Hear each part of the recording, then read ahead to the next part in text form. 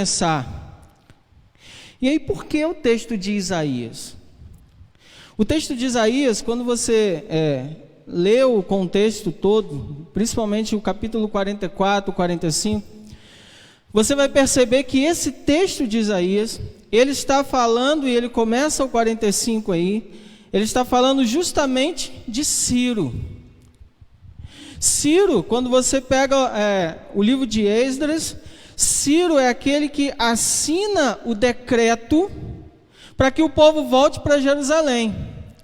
A primeira leva vai para reconstruir o templo. Ela vai passar. Porque a alegria do Senhor é a nossa força, e ela se renova a cada dia. Essa frustração que você está, porque você começa algo e você não consegue terminar. Porque você faz planos, projetos, você investe tempo, investe dinheiro muitas vezes em algo e você não consegue terminar e você fica frustrado com aquilo.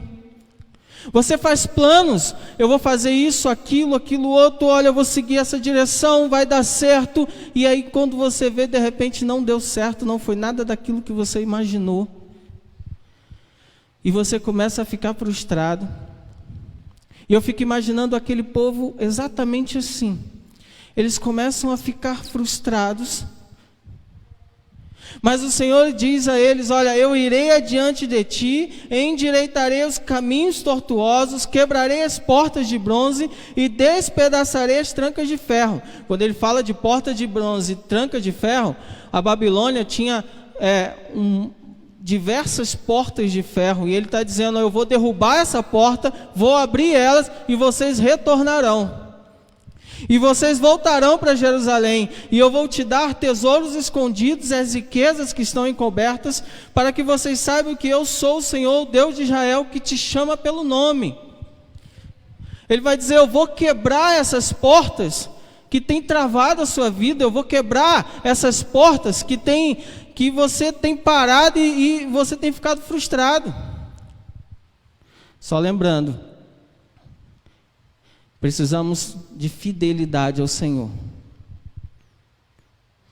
Porque quando a gente já não consegue mais, a gente tenta e a gente entrega na mão do Senhor, aí Ele que faz. Porque esse povo, 70 anos ali, chegou um momento em que eles já estavam dizendo: olha, a gente não dá mais conta, não dá mais não. E aí o Senhor falou assim: eu vou quebrar essas portas e eu vou levar vocês de volta. Isaías, lá no capítulo 44, quando você pega do verso 21 ao verso 28, o profeta vai lembrar aquele povo e vai dizer: olha, preste atenção, eu sou o Criador de todas as coisas, foi eu quem criou vocês, e não só vocês, tudo aquilo que vocês veem foi eu que criei, eu sou aquele que sustenta você. E se você está na minha palavra, se você está caminhando comigo, eu sou aquele que dá direção a você. E ainda que você esteja nesse tempo passando pelo que você está passando, triste, frustrado, ainda que você esteja, eu sou aquele que renova as suas forças. Eu sou aquele que coloca você de pé. E eu sou aquele que caminha com você até o fim. Tanto é que, lá no finalzinho do capítulo 44, e uma outra questão aqui, é que Deus não só faz tudo isso, mas Deus, Ele usa quem Ele quer. Lá no finalzinho do capítulo 44, você vai olhar e Deus dizendo: eu vou levantar Ciro para abençoar vocês. Ciro era um homem gentio, um homem que não conhecia Deus, um rei que não conhecia o Senhor, mas o Senhor fala: eu vou levantar o Ciro para abençoar vocês. Deus faz o que Ele quer, a hora que Ele quer, e Ele levanta quem Ele quer. E quando Deus fala, até o diabo obedece. E Ele vai dizer: olha, eu estou levantando Ciro, o meu propósito vai se cumprir, porque todo o planejamento que vocês fizeram para a vida de vocês não deu certo, mas o meu propósito, esse vai se cumprir. E aí no ano de perdas, no ano de tristezas, frustrações, a gente tem que lembrar o tempo inteiro, Deus ainda está no controle. E o propósito dele vai se cumprir. E ele vai falar aqui, olha: eu dar-te-ei tesouros escondidos e riquezas encobertas. E quando Deus fala tesouros escondidos e riquezas encobertas, Ele não está falando necessariamente de bens materiais. Porque há tesouros e riquezas muito maiores do que os bens materiais. E quando a gente pensa em tesouros, em riquezas, a gente pensa assim, como assim? Tesouros escondidos, riquezas escondidas, como que... Numa situação que eu estou de tristeza, de frustração, como que eu ainda vou encontrar tesouros? Muito barato mesmo. A 123 assim? Milhas tem os melhores... E ele vai dizer, olha, há tesouros. Há tesouros e encontrá-los não é fácil. Me veio à memória aqueles filmes do Indiana Jones, Caçadores da Arca Perdida. Quando ele vai atrás de tesouro, a dificuldade que é ele até ele chegar à caverna, até ele chegar onde está o tesouro, e a dificuldade maior ainda é até ele chegar a esse tesouro, pegar o tesouro. Quanto mais precioso é o tesouro, mais difícil é a caminhada. Imagina, irmãos, o tesouro que o apóstolo Paulo diz: se a gente continuar caminhando até o fim, permanecer firme, nós receberemos a coroa da vida. Imagina, o tesouro que não é isso. O tesouro que não é receber a coroa da vida e estar na presença do Senhor glorificando o nome dEle. Quanto mais precioso é o tesouro, mais difícil é a caminhada. Mateus capítulo 13, Jesus vai falar que um homem ele encontra um tesouro num campo e ele guarda esse tesouro lá, vai e vende tudo e compra aquele campo só para ter aquele tesouro. E aí nesse recomeçar e reconstruir, o que você precisa muitas vezes abrir mão? E aqui a gente pega o contexto de ele fala de vender. E esse vender seria abrir mão de algo para você obter o tesouro. O que você precisa abrir mão na sua vida para você obter esse tesouro? Porque, meus irmãos, vocês podem até me enganar, eu posso até enganar vocês, mas ao Senhor, nem eu nem você, a gente não engana o Senhor. E se a gente não abre mão daquilo que nós precisamos abandonar para ter intimidade com o Senhor, para reconstruir essa vida com Deus, a gente não vai alcançar esse tesouro. Mas se você decide ir a cada dia decidindo buscar esse tesouro, eu vou dizer para você, vale a pena. Vale a pena. Porque tudo aquilo que nós conquistamos ou conseguimos na nossa vida, nada disso é tão importante quanto alcançar o tesouro. Esse tesouro real que o Senhor nos dá. Porque nós não buscamos esse tesouro porque vemos, buscamos porque cremos, ou alguém já viu a coroa da vida. Não é por vistas, você não caminha por vistas, você não permanece firme por vistas, você não continua louvando ao Senhor, mesmo passando pelo que você passou esse ano. Se você não faz isso porque você vê algo, você faz isso porque você crê num Deus que transforma, que restaura. E Filipenses capítulo 3, verso 13 e 14 diz assim: irmãos, quanto a mim, eu não julgo havê-lo alcançado, mas uma coisa faço, esquecendo-me das coisas que para trás ficaram, e avançando para as que adiante de mim estão, prossigo para o alvo, para o prêmio da soberana vocação de Deus em Cristo Jesus. Paulo está dizendo, olha, eu não alcancei ainda. E olha que Quando a gente olha para a vida de Paulo, alguns gostam, outros não, mas Paulo era o Paulo. O cara que mais evangelizou, mais vidas alcançou, mais igrejas plantou. E ele vai dizer, olha, eu não alcancei ainda. Eu ainda preciso comer muito arroz e feijão, ainda preciso caminhar muito ainda. E a gente muitas vezes, nós, porque a gente está na igreja, porque a gente está com o nome lá no hall de membros, a gente acha que a gente já alcançou. E não. Porque o próprio Jesus disse, olha, pelos frutos serão conhecidos. São os frutos. Não é fazer parte, ter o nome no hall de membros, são os frutos. Pelos frutos vocês serão conhecidos. Que frutos? Frutos de arrependimento, frutos de transformação, frutos de mudança de vida, frutos de pregação da palavra, frutos de fazer, de ser discípulo e fazer discípulo. Isso são frutos. Isso são frutos que o Senhor espera de mim e de você, para que a gente continue prosseguindo para o alvo, como o próprio apóstolo Paulo fala, prosseguindo para o alvo porque nós não alcançamos.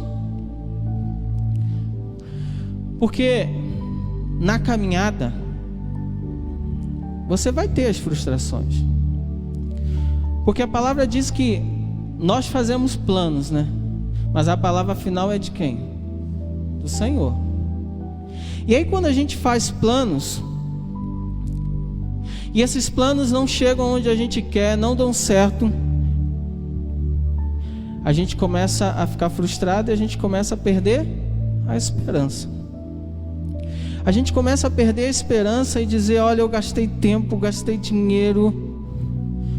Quantos planos, quantos projetos você já fez e no final não deu certo? Salmo 33, 11, a palavra diz assim, 33, 11, o conselho do Senhor dura para sempre, os desígnios do seu coração por todas as gerações. Os planos do Senhor, os conselhos do Senhor duram para sempre. Os desígnios dele, os projetos dele são eternos. O seu plano, o seu projeto pode não ter dado certo, mas do Senhor ainda vai se cumprir. Aquilo que você pensou, aquilo que você imaginou, podem ter se frustrado, mas os projetos e os planos do Senhor, esses não vão se frustrar, irmãos. Ainda que demore, e a gente não sabe quanto tempo, mas ainda que demore, eu vou dizer para você, por trás dessas frustrações, muitas vezes que você tem, há tesouros que você nem imagina. Há tesouros que você nem imagina. E eu quero citar aqui exemplos para você. Quando você vai para o texto de Jonas, Jonas recebe um chamado do Senhor para proclamar o Evangelho. E Jonas, Deus fala assim, Jonas, vai para Nínive e prega a palavra. E Jonas sabia que Deus era misericordioso, que se ele pedisse, se o povo se arrependesse e pedisse perdão, Deus ia perdoar. Porque Jonas é igual a gente, né? E graças a Deus, aqui ninguém é Deus, né? Jonas é igual a gente olha para a pessoa e não perdoa, não merece perdão. E Jonas sabia disso. Como assim, Senhor? Se eu for lá, esse povo vai se arrepender, vai pedir perdão e o Senhor vai perdoar. Eu não quero ir. Qual era o plano de Jonas? Vou para o outro lado, vou para Tarsis. Mas o projeto de Deus era qual? Alcançar não só Nínive, mas alcançar os gentios. Os planos de Jonas podem até ter sido frustrados, mas o projeto de Deus se cumpriu. Aquela cidade foi alcançada, as pessoas se arrependeram, as pessoas pediram perdão, se converteram, se entregaram ao Senhor. E Jonas ficou o mais frustrado. Mas o projeto de Deus se cumpriu. Sabe por quê? E o projeto de Deus se cumpre sempre. Independente de mim ou de você, se for aqui, se for em outro lugar, o projeto dele se cumpre. Porque nem eu nem você somos insubstituíveis. Eu estou aqui hoje, amanhã eu não estou, chega outro, a obra de Deus continua. Você está aqui hoje, amanhã chega outro, a obra de Deus continua. Porque ela não depende de mim, de você. O projeto de Deus se cumpre. Quando nós olhamos para o texto de Atos capítulo 9, Paulo está indo em direção a Damasco. E ele está indo com uma carta para poder matar os cristãos, prender e matar os cristãos. E no meio do caminho ele ouve a voz do Senhor dizendo: Saulo, Saulo, por que você me persegue? E ali ele fica cego, e quando ele chega em Damasco, vai um homem chamado Ananias até ele. Propósito de Deus: cura Saulo. E qual é o primeiro plano que, quando você olha o texto de Atos 9, qual é o primeiro plano de Paulo? Que ainda é Saulo. Vou para Jerusalém. Porque todos os apóstolos estão lá. Eu quero estar com eles, eu quero conhecer Pedro, eu quero conhecer os outros apóstolos, eu quero sentar com eles, eu quero aprender com eles, eu quero compartilhar com eles. Porque Saulo, ele é curado da vista, ele já começa a pregar a palavra onde ele estava. E ele fala: eu vou para Jerusalém para poder pregar a palavra, para poder sentar com os apóstolos. Eu vou ficar ali, sei lá, eu vou ficar ali uns 10 anos só recebendo deles, só aprendendo deles. Esse era o plano de Paulo. Paulo chega em Jerusalém e o pessoal fala: aqui não, pode ir embora, porque você é matador de crente, aqui você não vai ficar. E dali ele sai. O plano dele de ir para lá, de ir para Jerusalém, sentar aos pés dos apóstolos e ficar só recebendo e compartilhar daquilo que Deus fez com ele no caminho e em Damasco, se frustrou. Mas o projeto de Deus não. O que aconteceu depois? Paulo sai dali e começa a andar de cidade em cidade, evangelizando os gentios, porque o Senhor disse para ele: olha, eu chamei você para pregar para os gentios, eu não chamei você para ficar em Jerusalém. E ele sai de cidade em cidade pregando o evangelho. Ele alcança toda a Europa.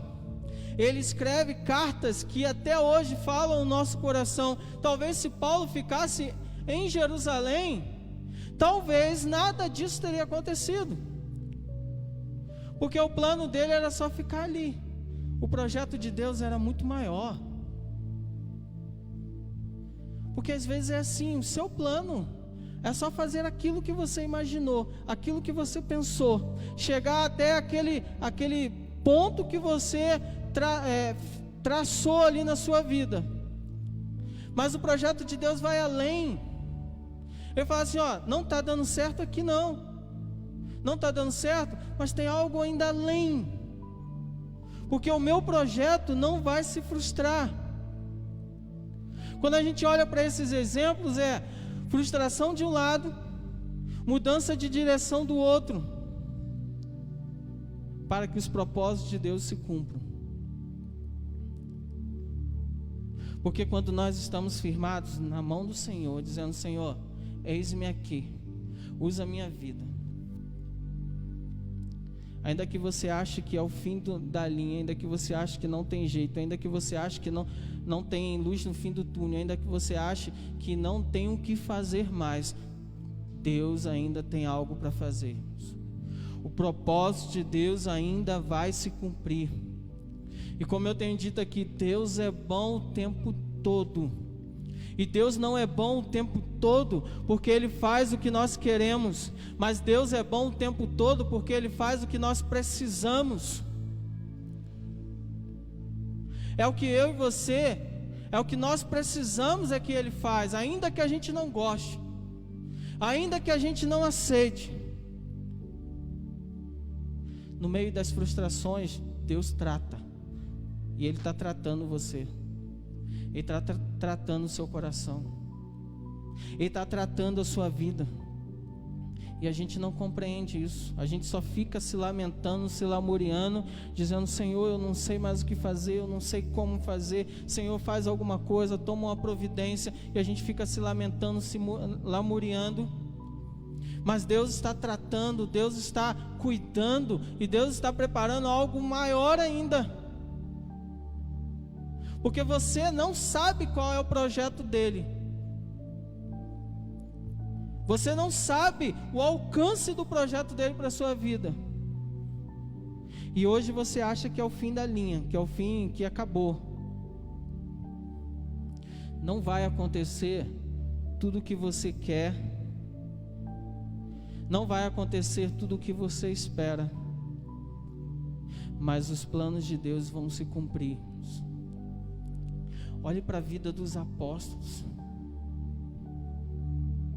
Homens que passaram por momentos de luta, de perseguição, de tristeza, de frustração. Quantos deles não pediram: Senhor, me mata e me leva, porque não dá mais. Mas você olha para a vida deles toda, você vai ver o que Deus fez na vida deles.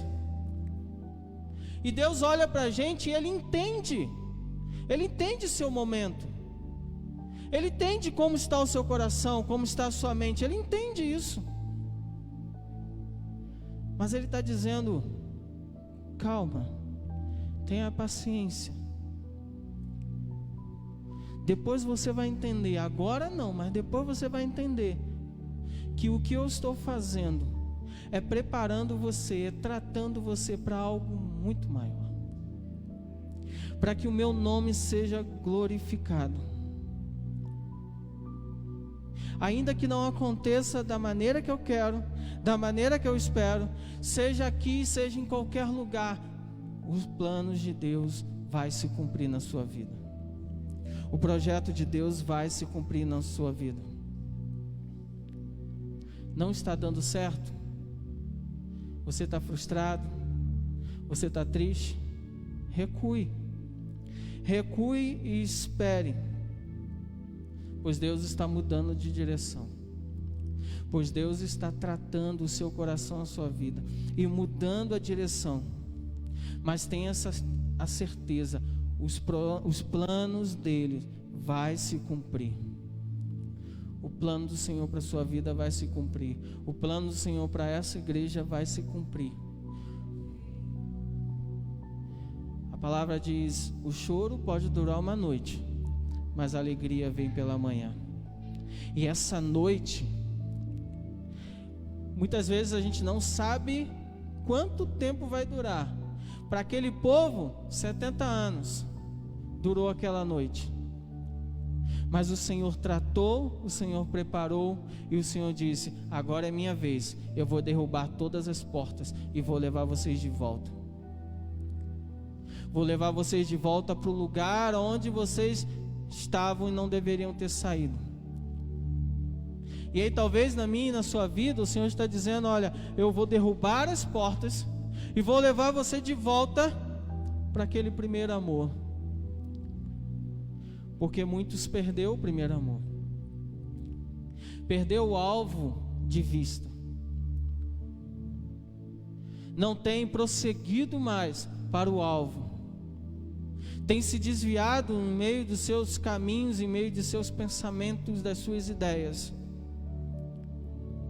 E nesse caminho tem se frustrado.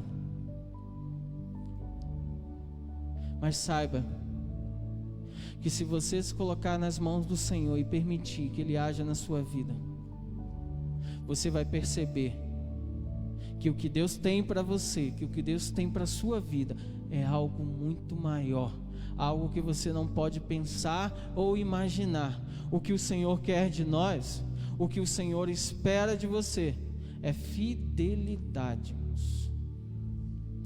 Fidelidade. Fidelidade é algo que a gente está escasso hoje. E se você é fiel ao Senhor, tenha certeza, Deus não te abandonou, Deus está no controle. Algo ainda vai acontecer. O Senhor vai te levar a lugares altos que você nem pode imaginar, mas o nome dEle vai ser glorificado. Amém? Feche seus olhos.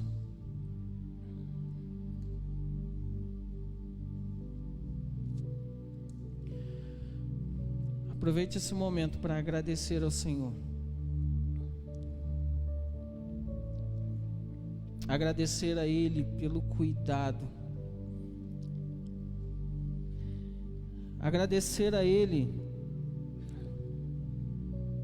porque Ele não te abandona, mas pelo contrário, Ele está contigo. Agradecer ao Senhor porque ainda que você não veja, ainda que você não consiga enxergar, mas o projeto dele para a sua vida é algo muito maior, irmãos. É algo muito maior. E antes que você veja isso, antes que você veja isso acontecendo, esse projeto de Deus acontecendo, as coisas se encaixando na sua vida, e Deus falando assim, sou eu quem está fazendo. Antes que você veja, já agradeça. Já agradeça. Aproveite esse momento, irmãos. Enquanto nós louvamos, você vai agradecer ao Senhor.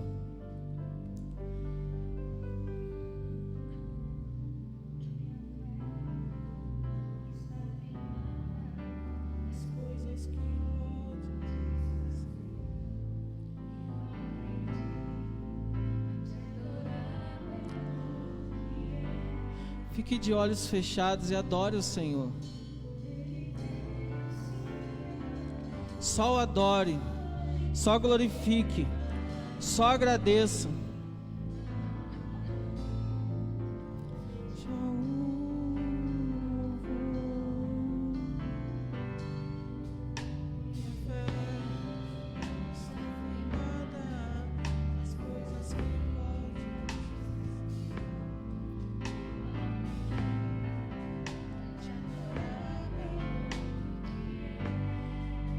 Não é pelo que você vê, mas é pelo que você crê.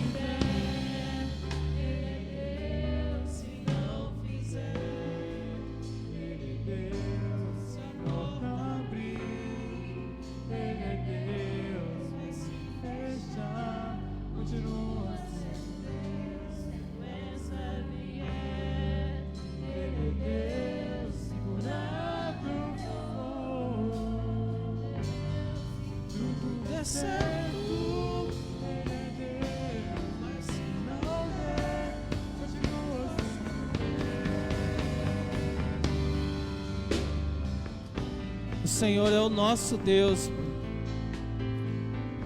Nós te louvamos, bendizemos a Ti, ó Deus, porque o Senhor é bom e a Sua misericórdia dura eternamente, ó Deus. Pai, nós te agradecemos pela Tua palavra, te agradecemos por nos lembrar, Senhor Deus, que não somos nós, mas é o Senhor. Por nos lembrar que não depende de nós, mas do Senhor, que não depende dos nossos planos, mas são os Seus planos, os Seus projetos para a nossa vida. E ainda que aquilo que eu imaginei, pensei, projetei, não ocorra, não aconteça, Deus. Os seus projetos, Senhor Deus, não se frustram. E nós sabemos, ó Pai, que a Tua vontade é boa, perfeita e agradável. E que o Teu querer, os Teus projetos, Senhor Deus, são muito maiores.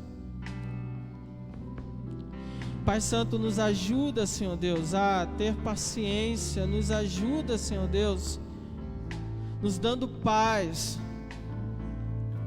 Para que nesse tempo que cada um aqui tem passado, Senhor, nesse tempo, ó Deus, que a gente tenha a tranquilidade, Senhor, de saber que o Senhor continua no controle e de que o Senhor está tratando cada um aqui, Senhor, tratando a sua igreja, tratando a nossa mente, o nosso coração, ó Deus, para que o Teu nome seja glorificado através de nós, ó Deus. Não importa onde, Senhor, mas que seja o Teu querer, a Tua vontade sobre a nossa vida. Assim nós oramos, ó Deus, em nome de Jesus. Amém e amém. Amém, irmãos. Eu vou chamar o Roberto e a Janice aqui na frente.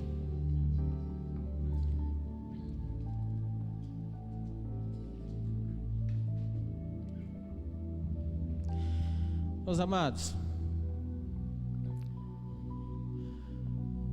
essa reconstrução e esse recomeço, quando nós olhamos para a palavra de Deus, o tempo inteiro Ele quer fazer isso conosco, porque Ele sabe que nós somos seres humanos. Ele sabe do jeito que você é, do jeito que eu sou. Ele sabe que de vez em quando a gente se desvia do caminho, cai. E Ele quer o tempo inteiro nos reconectar com Ele mesmo. Ele quer o tempo inteiro nos levar de volta, como em Adão, que estava ali face a face com o Senhor, podendo adorar o Senhor, podendo conversar com Ele. E que isso foi perdido por causa do pecado, e nós nos afastamos. E porque Deus ama você tanto, apesar de você ser como você é, Deus ama tanto você, que Ele enviou o seu Filho Jesus Cristo para morrer por você, para que a gente se reconecte com Ele, para que a gente volte a ter intimidade com Ele, porque Ele está dizendo: eu criei você para ter intimidade comigo, eu não criei você para ficar solto, eu criei você para estar comigo, na minha presença, me adorando. Eu criei você para glorificar o meu nome. Só é preciso que você se arrependa e volte aos pés do Senhor, dizendo: Senhor, eu estou aqui, eu preciso de Ti, porque a minha vida depende do Senhor. E quando Jesus reúne os seus discípulos naquela mesa, Ele está justamente dizendo: olha, todas as vezes que vocês sentarem em volta da mesa, lembrem do que eu fiz por vocês. Lembrem que eu dei a minha vida para trazer vocês de volta para junto do Pai, para ter intimidade com Ele de novo, para se reconectar com Ele, para mudar de vida, para ser transformado. Lembrem que eu fiz isso porque eu amo você.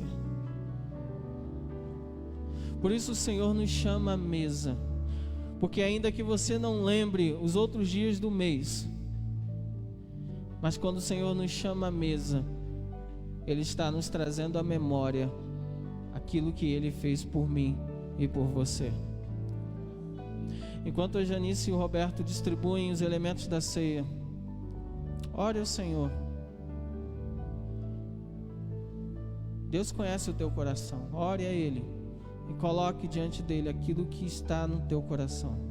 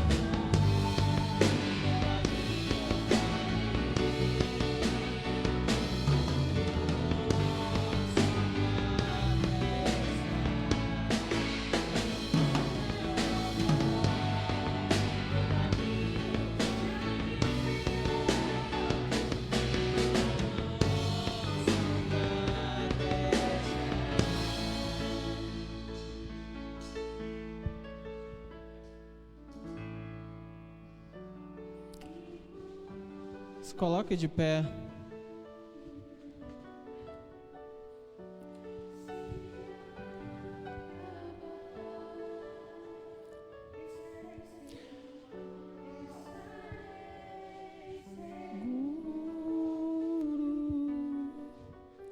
Pois sei me ama, pois sei me amas. Feche seus olhos. O apóstolo Paulo diz em sua palavra: examine, pois, o homem a si mesmo. O homem conhece o seu coração e Deus mais ainda. Então aproveite esse momento. Peça ao Senhor perdão. Se reconcilie com o Senhor.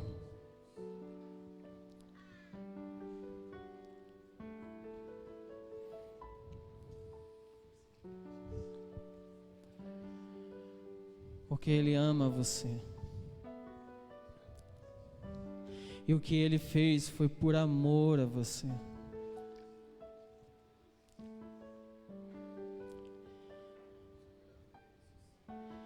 É um momento de agradecermos.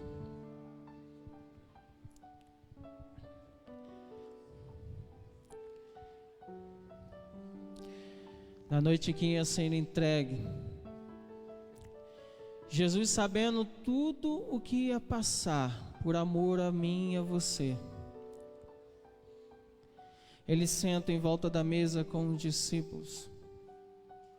Ele toma o pão, ergue, dá graças, parte, entrega a cada um dizendo: este é o meu corpo, que será entregue por sua causa, para a remissão do seu pecado, para que você volte a ter intimidade com o Pai. Todas as vezes que você comer desse pão, lembrem do que eu fiz por você. Da mesma forma, Ele toma o cálice, ergue, dá graças e entrega dizendo: este é o meu sangue, que será derramado por você, para te purificar, para te lavar, para transformar a sua vida,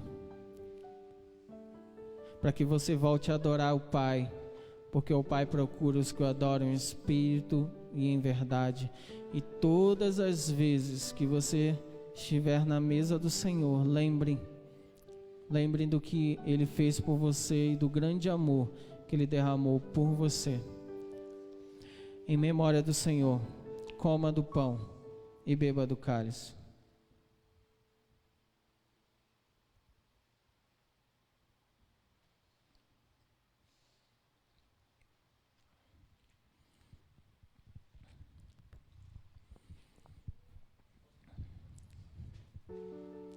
Pai Santo, mais uma vez queremos te agradecer, Senhor. Te agradecer pelo privilégio de te servir. Te agradecer, ó Deus, pelo chamado que o Senhor faz a cada um de nós. Te agradecer, Senhor Deus, pelo sacrifício que o Senhor fez para nos reconciliar. Te agradecer porque, mesmo não sendo merecedores, o Senhor fez por amor. Nos ajuda, Senhor Deus, a amar o nosso próximo como o Senhor nos amou. Nos ajuda, Senhor Deus, nos lavando, nos purificando, restaurando a nossa vida, o nosso coração, ó Deus, para que sejamos verdadeiramente teus discípulos e o teu nome seja glorificado em nós, ó Deus. Pai, obrigado pela tua igreja, Senhor. Obrigado, Senhor Deus, porque até aqui o Senhor nos sustentou, o Senhor nos guardou. Obrigado porque o Senhor continua conosco e continua no controle de todas as coisas. Porque mesmo que não aconteça aquilo que pensamos, imaginamos ou a nossa vontade, e Senhor, que aquilo que acontecer seja sempre a tua vontade. Por isso, Senhor Deus, eu clamo a ti. Continue com a tua mão sobre a tua igreja. Continue com a tua mão sobre cada vida, Senhor Deus, sobre cada casa, sobre cada família. Glorifica o teu nome, Senhor. Pai, que o Senhor nos dê uma semana abençoada na tua presença. Que o Senhor nos dê, Senhor Deus, dias onde a gente venha glorificar o teu nome, render graças a ti, Senhor. Pai, que o teu amor, o amor que o Senhor derramou naquela cruz, que a tua graça,